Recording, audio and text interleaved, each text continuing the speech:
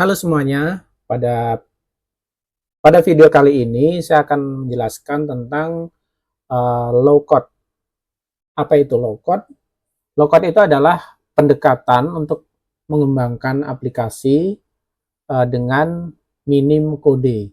Jadi sebenarnya aplikasi itu dibentuk dengan membuat kode program, tetapi kode program yang dibuat itu bukan diketik manual oleh pengguna, tetapi dihasilkan oleh sebuah sistem. Jadi pengguna dalam hal ini hanya mengatur jalannya aplikasi, bagaimana sehingga aplikasi itu nantinya akan membuat kode program sesuai dengan yang diinginkan. Nah, ini berbeda dengan no code atau codeless ya. Kalau no code, memang uh, pengguna sama sekali tidak bisa mengakses atau mengubah kode program yang terbentuk. Jadi, uh, ketika aplikasi tersebut dibuat, ya sudah, terima saja. Sedangkan low code, pengguna masih bisa mengakses kode program, bahkan bisa mengubahnya. Bahkan bisa membuat kode baru terlepas dari modul-modul lain yang kodenya dibuat secara otomatis. Nah, jadi itulah kira-kira definisi dari low code. Jadi low code itu membangun aplikasi tanpa banyak kode manual. Jika no code, memang sama sekali tidak ada kode yang dapat diubah oleh pengguna. Biasanya low code menggunakan antarmuka dalam bentuk visual. Ya, walaupun bisa juga menggunakan command line interface, tetapi ya kalau menggunakan command line interface tentu akan menyulitkan dari sisi pengguna. Jadi antarmuka visual lebih mudah untuk digunakan dibandingkan dengan command line interface. Nah, kemudian mengapa kita menggunakan low code? Ya, karena untuk membuat program biasanya seseorang harus memahami setidaknya satu bahasa pemrograman. Nah, tetapi di era yang modern seperti sekarang ini, seharusnya yang bisa membuat program itu tidak hanya orang-orang yang menguasai bahasa pemrograman, tetapi seharusnya ada sebuah sistem yang bisa membantu membuat program bagi pengguna yang tidak berlatar belakang programmer atau software developer gitu. Karakteristik dari low code sendiri ya, visual development ya, ini pilihan sih sebenarnya, tetapi yang lebih mudah dilakukan ya menggunakan antarmuka visual. Kemudian komponennya reusable. Mengapa komponennya reusable? Ya karena komponen-komponen ini kan dibentuk oleh sistem yang mana fungsinya sudah jelas. Jadi ketika komponen A dibuat fungsinya A, ya ketika kita membutuhkan fungsi itu, kita bisa menggunakan ulang komponen tersebut. Kemudian integrasinya mudah, ya ini relatif sih. Tapi yang keempat pastinya ya, cepat dan efisien. Mengapa dikatakan cepat dan efisien? Sebagai contoh, dalam sebuah company ya, kalau ingin membuat sebuah program atau aplikasi secara tradisional, mungkin dibutuhkan waktu berbulan-bulan ya. Katakanlah butuh waktu 3 bulan. Bagaimana kalau waktunya mau dipercepat, misalnya bisa nggak yang 3 bulan itu dipercepat menjadi 2 bulan? Bisa jadi 2 bulan, tetapi tentu harus ada penambahan tenaga, entah itu tenaga yang membangun aplikasi atau tenaga yang akan menguji fungsi-fungsi dari aplikasi ini. Tapi dengan menggunakan low code, ya hal-hal yang seperti itu bisa di skip ya. Jadi sebagai contoh, modul yang biasanya dibuat dalam waktu 1 hari dengan menggunakan low code bisa dibuat dalam waktu kurang dari 5 menit. Ya tentu saja sebuah aplikasi tidak semuanya bisa dibuat dengan menggunakan cara low code. Misalnya sebuah company ingin membuat sebuah aplikasi dan setelah dianalisa ternyata membutuhkan 200 modul. Nah, 200 modul itu tidak semuanya bisa di-generate dengan cara low code. Misalnya, dari 200 itu katakanlah hanya 120 atau 150 yang bisa dibuat dengan low code. Nah, modul-modul yang lain harus ada sentuhan dari developer. Tapi jangan lupa, modul-modul yang simple biasanya itu lebih banyak daripada modul-modul yang rumit. Biasanya seperti itu. Biasanya lebih dari setengah modul-modul yang simple yang bisa di-generate hanya dalam waktu hitungan menit, itu jauh lebih banyak daripada modul-modul yang kompleks. Nah, itulah kenapa low code ini menjadi pilihan yang seharusnya bisa diperhitungkan dalam pengembangan sebuah aplikasi. Nah, kemudian ini ya perbedaan antara low code dengan coding tradisional ya. Kalau coding tradisional wajib menulis kode. Tidak ada pilihan lain, wajib menulis kode. Nah, sedangkan low code itu bisa dengan drag and drop bahkan tanpa menulis kode.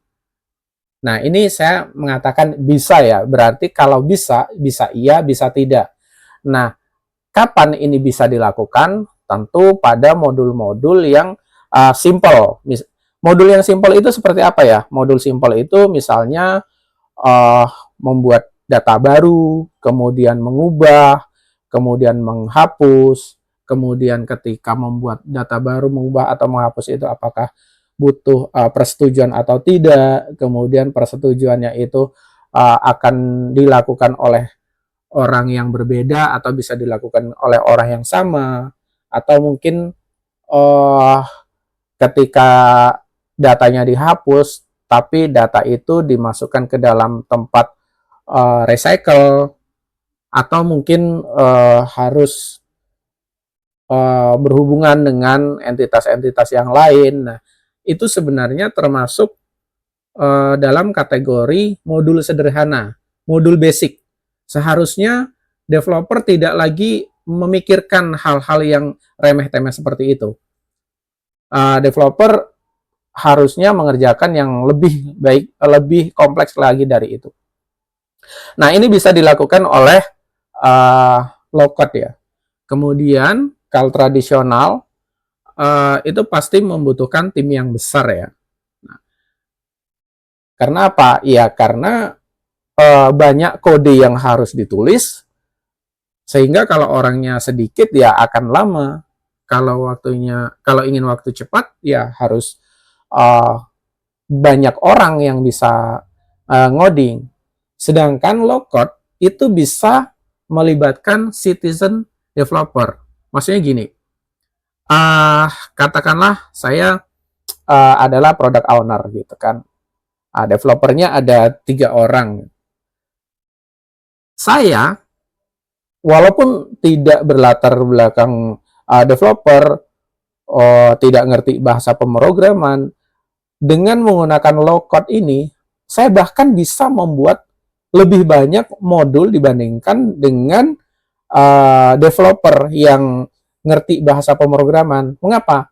Ya karena yang saya buat adalah modul-modul yang remeh-temeh yang bisa dikerjakan oleh low code. Sedangkan developernya dia harus membuat kode yang rumit, mungkin membutuhkan apa namanya pengalaman, membutuhkan pengetahuan yang cukup banyak, bahkan melibatkan banyak dependensi. Sementara yang saya kerjakan itu ya sekedar, oh saya ingin programnya seperti ini, udah bisa dibuat gitu. Artinya apa? Artinya karena saya juga membantu membuat banyak modul, nah pekerjaan-pekerjaan yang seharusnya dilakukan developer ya sudah terbantu oleh saya yang notabene-nya adalah bukan developer yang nggak ngerti bahasa pemrograman. Nah itu kasarnya seperti itu ya. Nah ini tidak hanya berlaku kepada product owner, bahkan manajer pun misalnya gini, oh buat gini gitu kan. Nah, apa yang harus dibuat itu sudah bisa dibuat oleh manajernya. Mungkin bagian yang rumit, mungkin dia tidak bisa karena uh, ya pengetahuan dia di bidang pemrograman tidak sebanyak developernya. Tetapi dia bisa membuat katakanlah proof of concept-nya gitu. Kemudian kalau yang berikutnya ya, kalau traditional coding pastinya fleksibel. Artinya mau buat bagaimanapun ya sah-sah aja. Nah, tapi di low code jadi kurang fleksibel. Ya ini jadi kekurangannya ya, kekurangan atau keterbatasan dari low code ini. Karena apa? Ya walaupun mungkin bisa membuat yang cukup baik, tetapi itu adalah sebuah proses yang common gitu ya. Bukan hal-hal yang spesifik. Contoh, kalau membuat aplikasi, kemudian bisa upload katakanlah filenya mungkin bisa audio segala macam gitu. Nah, ketika aplikasi itu hanya aplikasi itu mengupload file, ya sekedar upload file.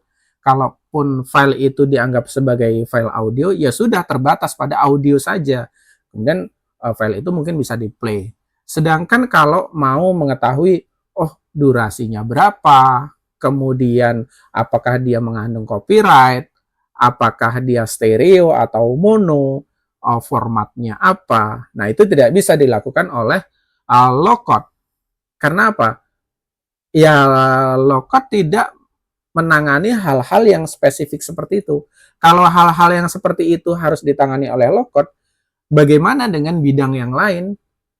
Bagaimana jika dia bukan audio? Bagaimana jika dia video? Bagaimana jika dia objek 3 dimensi? Bagaimana jika dia file biner? Tentu akan apa namanya, low code ini menjadi sesuatu yang tidak praktis jadinya.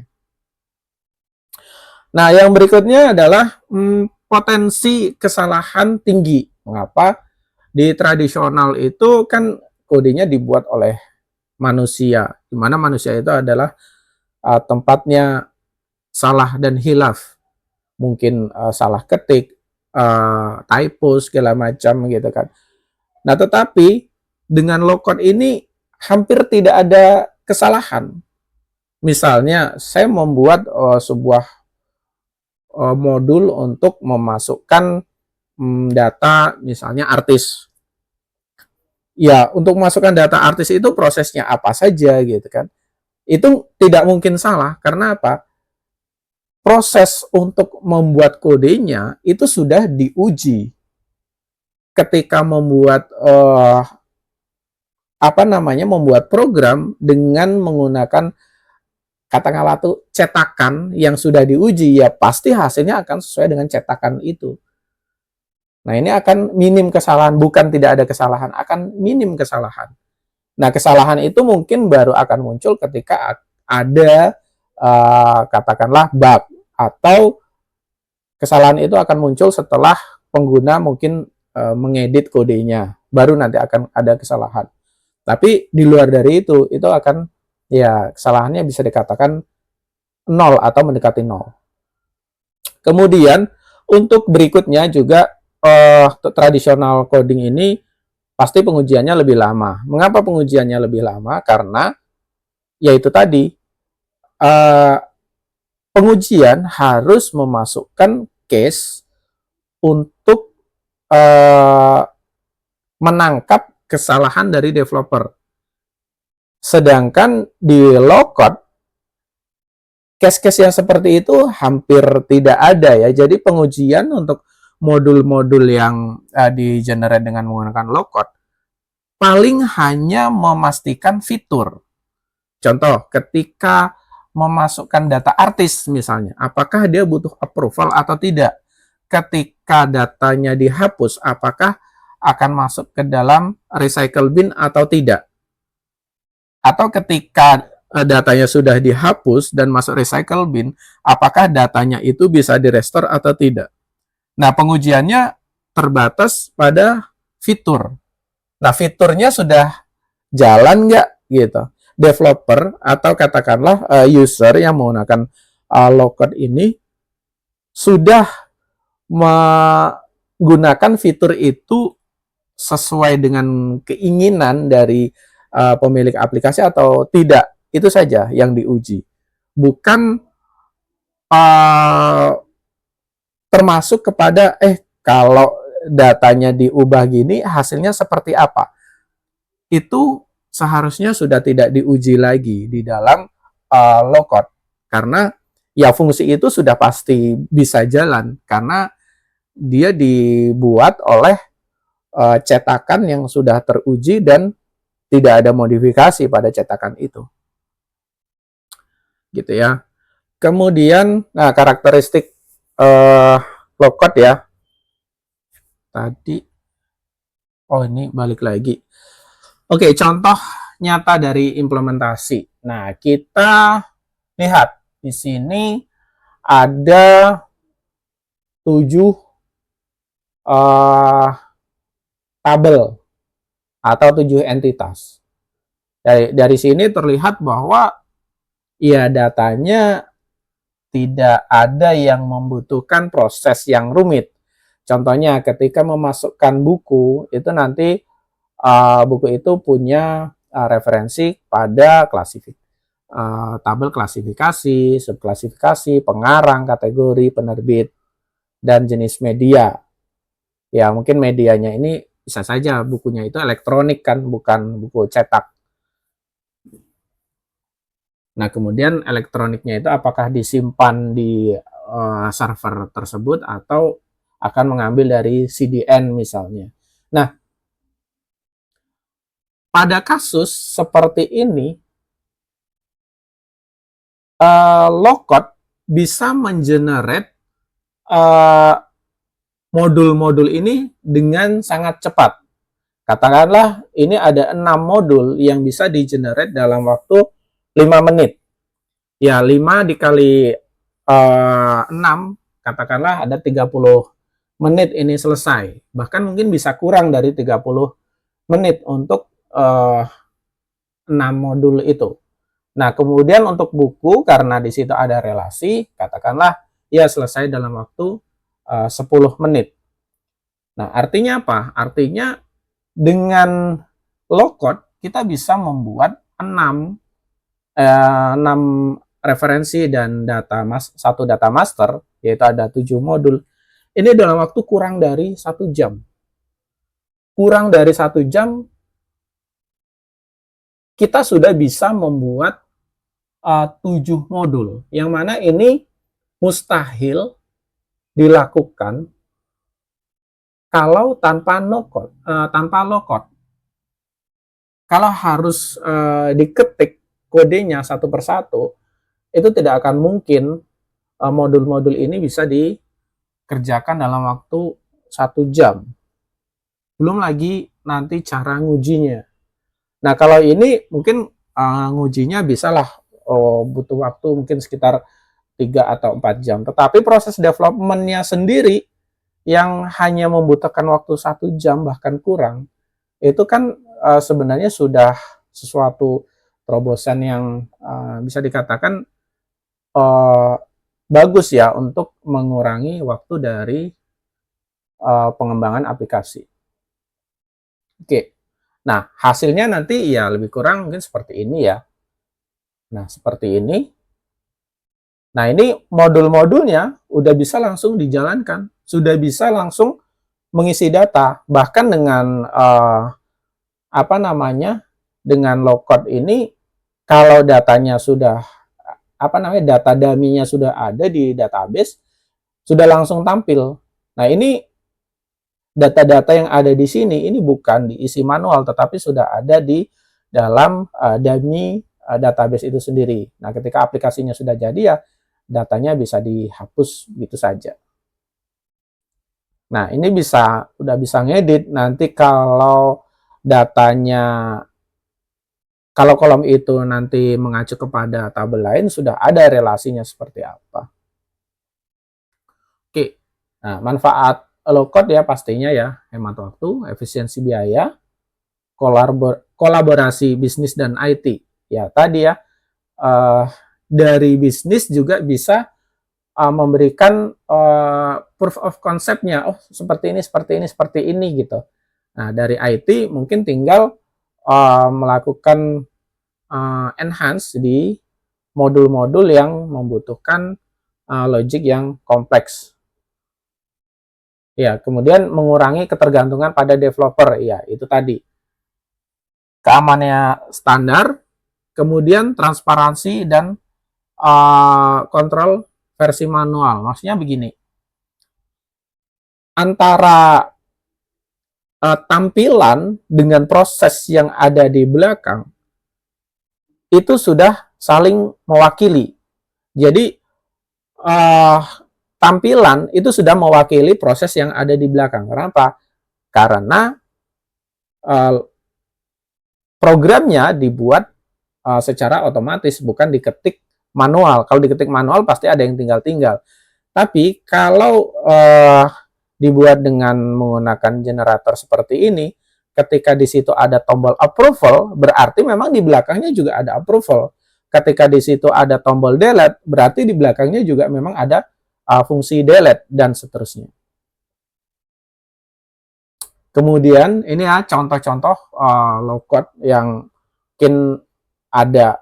Saya juga tidak banyak tahu tentang yang ini.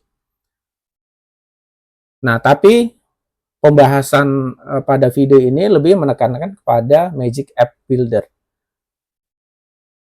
Nah, perbedaan dengan platform lain ya, kalau Magic App Builder ini bisa self-hosted. Jadi, maksudnya gini, kita bisa mendownload Magic App Builder itu, kemudian diinstal di komputer kita, dan bisa dijalankan secara offline. Sama sekali tidak membutuhkan internet. Bahkan sama sekali tidak membutuhkan perangkat lain. Cukup dengan satu komputer saja, kita sudah bisa menggunakan Magic App Builder dan bisa membuat aplikasi dengan low code.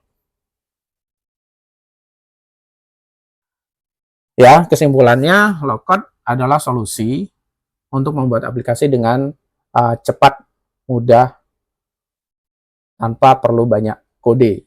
Maksudnya tanpa perlu banyak mengetik kode.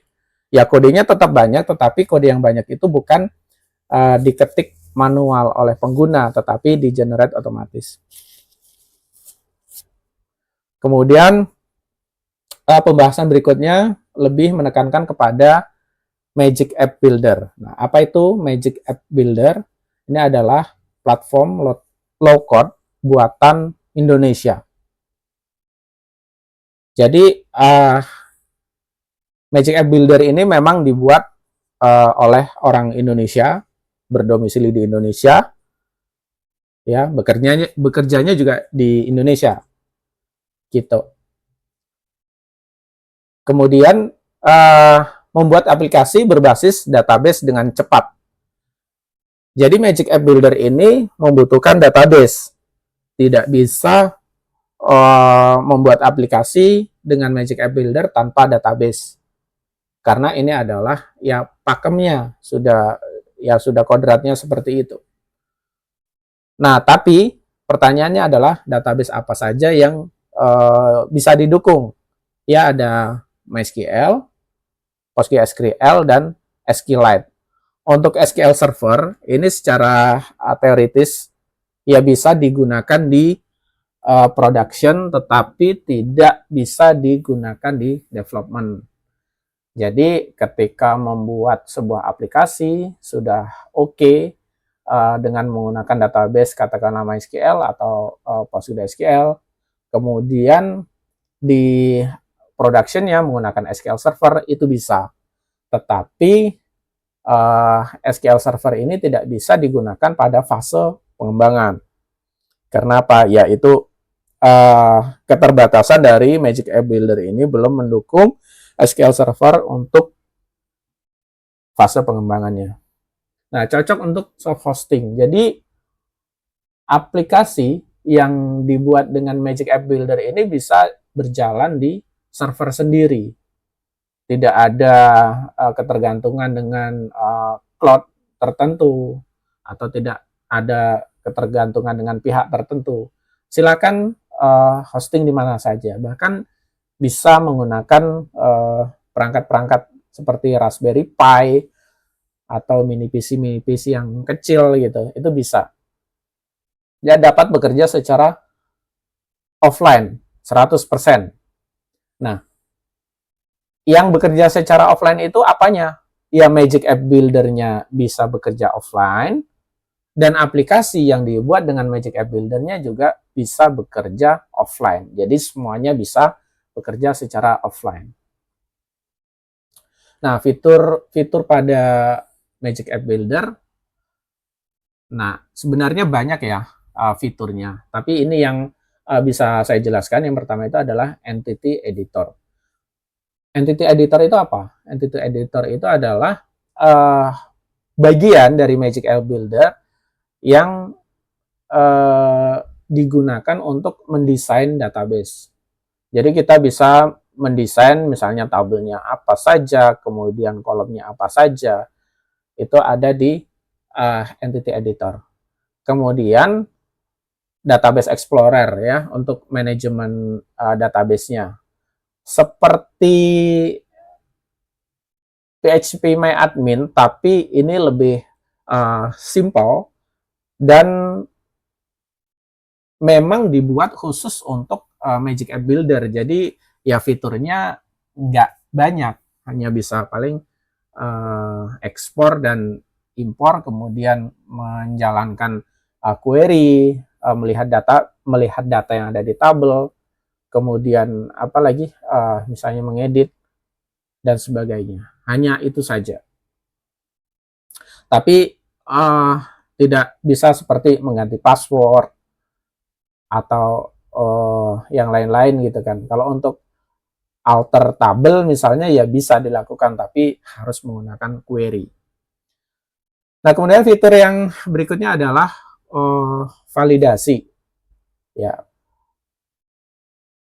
validasi ini adalah validasi input. Jadi ketika aplikasi itu dibuat, kemudian user membuat masukan. Nah, masukan itu bisa divalidasi. Misalnya nama tidak boleh kosong, panjangnya maksimal sekian karakter. Nah, itu adalah validasi. Kemudian fitur yang berikutnya adalah alur kerja dengan persetujuan dan restorasi data. Nah, ini penting untuk data-data yang sensitif ya, seperti pada keuangan atau mungkin rekam medis atau banyaklah data-data yang sensitif. Nah, ketika data itu dibuat dan diubah, nah itu harus ada persetujuan dari user lain ya. Kalau datanya disetujui, baru data itu berlaku. Tapi kalau tidak, ya data itu tidak berlaku. Termasuk ketika data itu diubah, kalau tidak disetujui, maka akan kembali ke data lama. Nah, restorasi juga seperti itu. Ketika data dihapus, data akan dimasukkan ke dalam satu tempat, dan sewaktu-waktu data itu bisa dikembalikan lagi oleh user lain.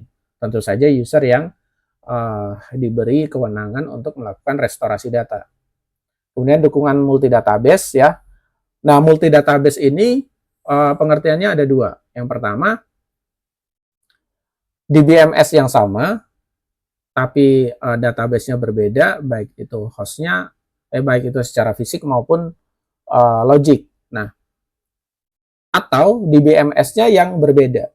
Nah, kebetulan Magic App Builder ini mendukung keduanya. Jadi, dalam satu aplikasi bisa menggunakan lebih dari satu database, bahkan lebih dari satu DBMS. Misalnya, database, katakanlah misalnya lagu ya. Lagu itu disimpan di database PostgreSQL misalnya. Kemudian artisnya mengambil data dari MySQL. Nah, itu bisa. Tetapi tentu membutuhkan pengetahuan yang cukup bagi pengguna ya untuk menggunakan multi database ini. Kemudian multibahasa. Multibahasa yang dimaksud di sini adalah aplikasinya nanti akan bisa disajikan dalam berbagai bahasa. Ini sudah diuji dengan minimal 2 bahasa. Ya, untuk bahasa-bahasa yang arahnya dari kiri ke kanan seharusnya sudah oke, apapun bahasanya. Tapi untuk bahasa yang arahnya dari kanan ke kiri, nah ini perlu enhancement dari sisi tema ya, karena mungkin akan menjadi aneh kalau teksnya dari kanan ke kiri, tetapi elemen-elemen lain urutannya dari kiri ke kanan misalnya. Nah, itu harus ada enhancement dari sisi tema. Kemudian ekspor dan impor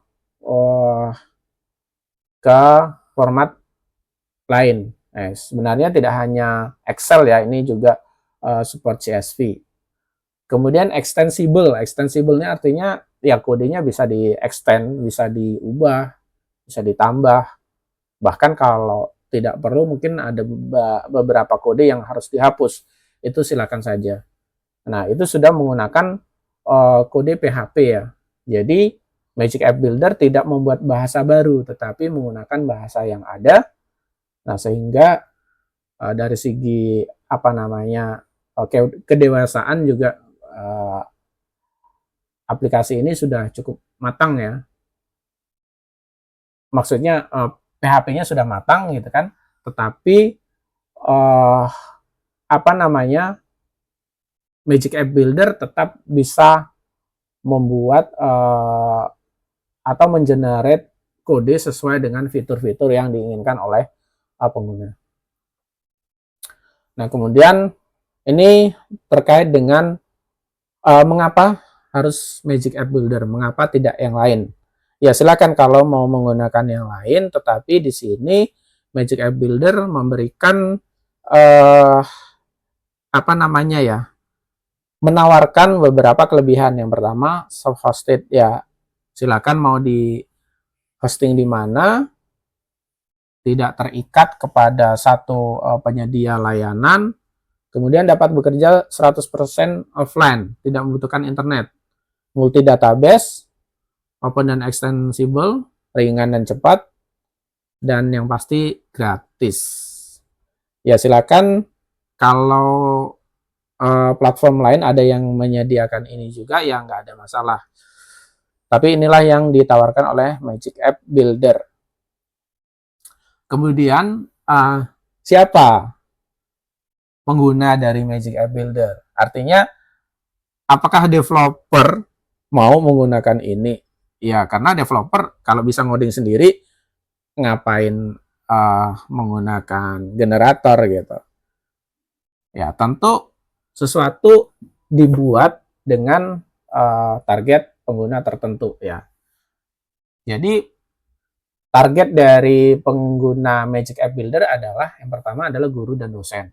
Guru dan dosen ini lebih kepada konsep. Jadi guru dan dosen di sini bukan dalam hal mengajari bagaimana siswanya membuat kode, tetapi bagaimana membuat sebuah aplikasi atau bagaimana memanage sebuah aplikasi gitu.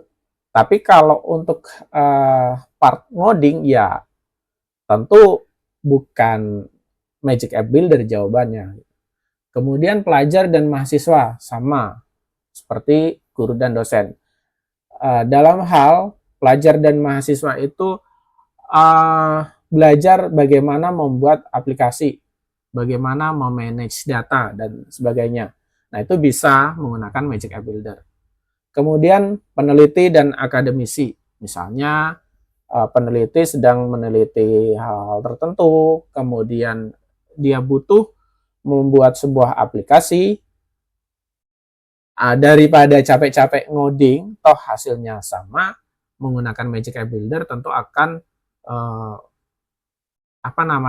mempersingkat dari proses penelitiannya. Kemudian UMKM dan pebisnis lokal. Nah, yang dimaksud dalam hal ini adalah kalau ada UMKM ingin membuat sebuah aplikasi, tidak perlu tergantung kepada developer. Jadi mungkin pemiliknya atau mungkin orang IT dari usaha tersebut yang mungkin dalam kemampuan coding tidak seperti developer pada umumnya. Jadi UMKM tersebut bisa membuat aplikasi dengan mudah dibantu dengan menggunakan Magic App Builder ini. Kemudian berikutnya adalah pegiat komunitas atau non-government organization ya, NGO. Nah, di sini tentu para pegiat komunitas tersebut mungkin membutuhkan sebuah aplikasi ya, untuk administrasi atau mungkin untuk data-data dalam program maupun penelitiannya. Nah, daripada membayar developer untuk membangun aplikasi, ya mending buat sendiri. Kemudian tenaga administratif. Nah, tenaga administratif ini di banyak tempat ya, baik itu misalnya sekolah, kampus, gitu kan, atau mungkin klinik, atau mungkin toko kelontong, minimarket. Ya, kalau minimarket yang franchise tentu sudah punya sistemnya sendiri ya. Tapi kalau toko kelontong mungkin tidak punya aplikasi penjualan maupun stok segala macam. Nah, itu bisa sebenarnya menggunakan Magic App Builder untuk membuat aplikasinya sendiri. Kemudian ada developer independen ya, ini untuk para pekerja freelance ketika kliennya membutuhkan aplikasi dengan dalam waktu yang sangat cepat, ya ini bisa digunakan. Nah, kemudian bagaimana sih sebenarnya Magic App Builder ini bekerja ya? Nah, Magic App Builder ini dia bekerja berdasarkan struktur database yang sudah dibuat. Jadi, pengguna dalam hal ini adalah harus mempersiapkan dulu struktur database-nya dengan benar. Nah, setelah struktur database itu dibuat dengan benar, maka Magic App Builder ini akan menampilkan tabel maupun kolom di formulir. Jadi nanti pengguna tinggal mengatur bagaimana aplikasi itu akan dibuat, tinggal dicentang-centang. Mungkin kalau kolomnya belum urutan kolom di tabelnya belum sesuai dengan harapan, itu bisa drag and drop. Kemudian nanti pengguna juga bisa memilih jenis inputnya, fitur yang akan dibuat, kemudian relasi dengan entitas lain, kemudian apakah membuat validasi atau mungkin persetujuan dan sebagainya. Itu semua ditampilkan di form. Nah, kemudian ketika pengguna mengklik tombol generate, nah Magic App Builder akan membuat kode program sesuai dengan pilihan pengguna. Gitu. Nah, kalau nanti aplikasi membutuhkan kolom-kolom yang belum ada di database. Contoh, saat mendesain tabel, pengguna tidak perlu memikirkan bagaimana kalau membuat persetujuan, bagaimana kalau nanti database-nya bisa dilakukan restore ketika di delete, itu tidak perlu memikirkan itu. Tetapi yang penting adalah tabel primernya seperti apa. Misalnya, contohnya ya, tabel artis misalnya. Ya sudah, dibuat aja tabel artis itu kolomnya apa saja. Nanti ketika pengguna ingin bahwa saat memasukkan artis baru atau mengubah data artis harus perlu approval, begitu pula ketika mendelete butuh approval, dan ketika di approve kemudian datanya masuk ke dalam tabel lain. Nah, itu akan disiapkan oleh Magic App Builder. Jadi ketika pengguna memilih fitur-fitur itu, nanti Magic App Builder akan membuat sebuah statement atau sebuah query untuk create table atau alter table. Nah, ini tergantung dari kebutuhan. Misalnya, ketika ada approval, tentu ada setidaknya dua yang dilakukan oleh Magic App Builder. Yang pertama, menambahkan kolom-kolom di tabel primer tadi.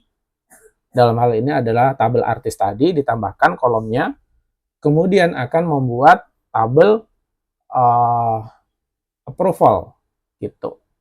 Begitu pula ketika membutuhkan fitur untuk soft delete. Jadi ketika dihapus akan masuk ke dalam tabel tertentu. Nah, itu akan ditangani sepenuhnya oleh Magic App Builder. Nah, kemudian kode program yang dibuat ini langsung dapat digunakan ya. Jadi ketika kode tersebut di-generate, kemudian query alter table dan create table-nya dieksekusi, ya modul langsung dapat digunakan. Nah, kemudian pengguna juga bisa mengubah kode program yang sudah dibuat oleh Magic App Builder. Misalnya ingin menyesuaikan sesuai dengan kebutuhan bisnis, itu bisa. Nah, kemudian nih arsitekturnya ya, ada mungkin pengguna menggunakan laptop. Nah, kemudian Magic App Builder. Nah, ini jangan terkecoh dengan gambar. Di sini ada gambar server ya. Sebenarnya servernya itu bisa di dalam laptop itu sendiri. Begitu pula dengan database-nya. Ini di sini ada dua database ya. Pertama database Magic App Builder, yang kedua adalah database aplikasi. Ini adalah dua database yang berbeda. Nah, Magic App Builder ya pada saat yang bersamaan terhubung ke dua database tersebut. Kemudian Magic App Builder juga akan membuat file aplikasi dan file konfigurasi di folder yang berbeda.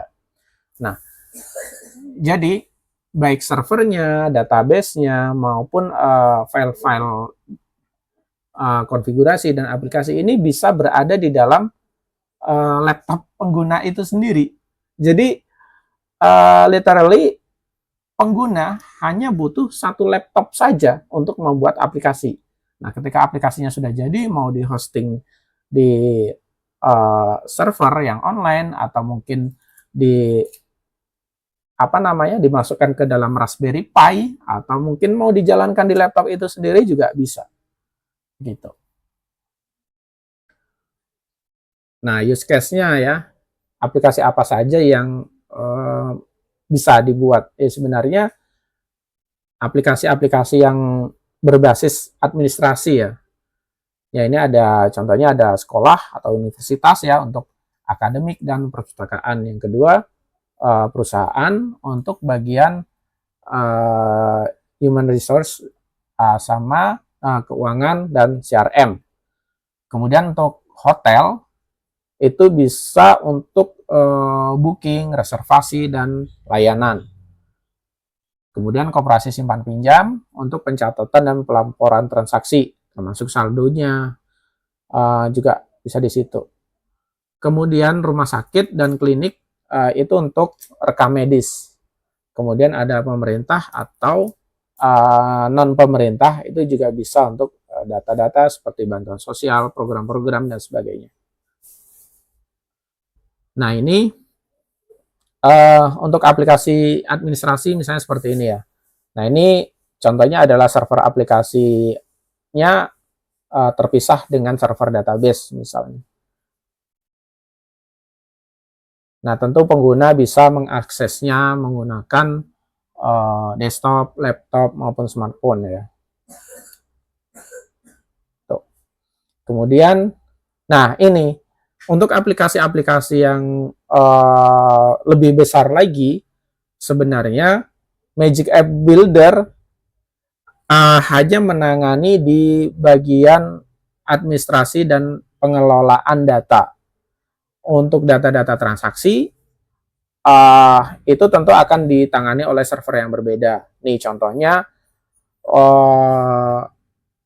aplikasinya bisa berhubungan dengan mungkin penerbangan, kemudian di situ ada IoT misalnya ya, ada pelayaran. Nah, memang Magic App Builder tidak bisa ya misalnya bagaimana mengirimkan data ke drone gitu. Nah, itu bukan ranahnya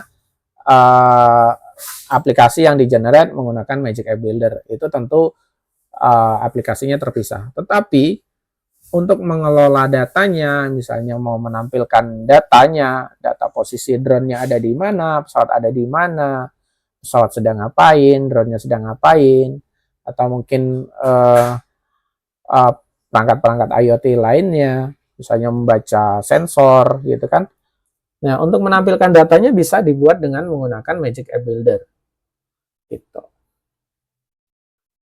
Nah, ini contoh yang minimumnya. Kalau tadi yang skala besarnya, justru ini yang skala mikronya. Jadi, aplikasinya nanti bisa dijalankan menggunakan server yang sangat minim sekali. Di sini saya mencontohkan adalah Raspberry Pi. Ya.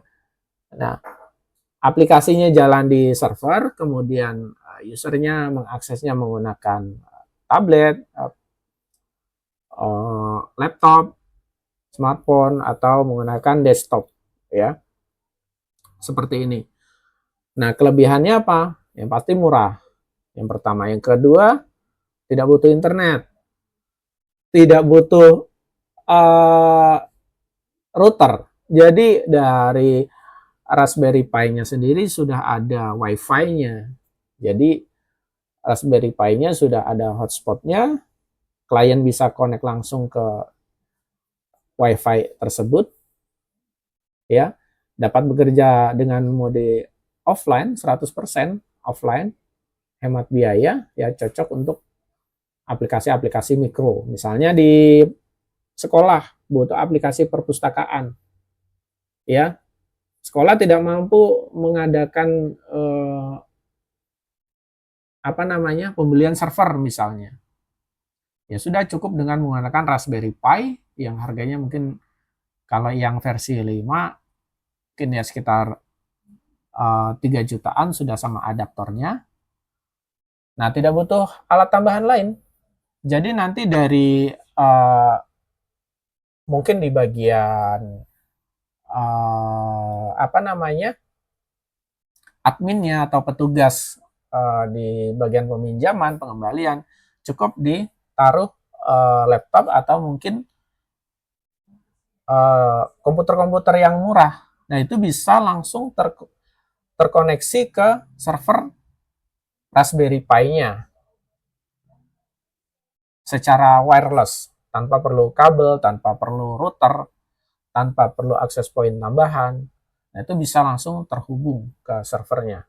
Jadi, termasuk nanti ketika mungkin siswa ingin meminjam buku atau melakukan booking buku, nah itu bisa ditaruh satu komputer lagi yang bisa digunakan oleh siswa dan terhubung ke Raspberry Pi tadi secara wireless. Nah, tidak perlu tambahan alat lagi ya. Jadi Katakanlah ada satu Raspberry Pi dan ada dua PC, satu digunakan oleh petugas, satu digunakan oleh siswa untuk mencari buku atau untuk melakukan reservasi buku dan sebagainya. Nah, ini kesimpulannya ya, Magic App Builder menghadirkan kekuatan low code dengan kelebihan ya, open, fleksibel, self-hosted, dan ini sebenarnya lebih kepada efisiensi. Ya, kalau memang programnya itu sederhana, ngapain kita harus capek-capek membuat coding dari A sampai Z, toh hasilnya sama.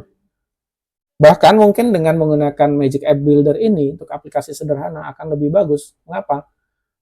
Ya, hal-hal yang mungkin tidak terpikirkan oleh developer sudah tersedia di sini, tinggal digunakan saja. Dan tentu saja ya, menghindari kesalahan penulisan kode. Ya, demikianlah video ini. Semoga bermanfaat. Sebarkan kalau ini kira-kira berguna bagi orang lain.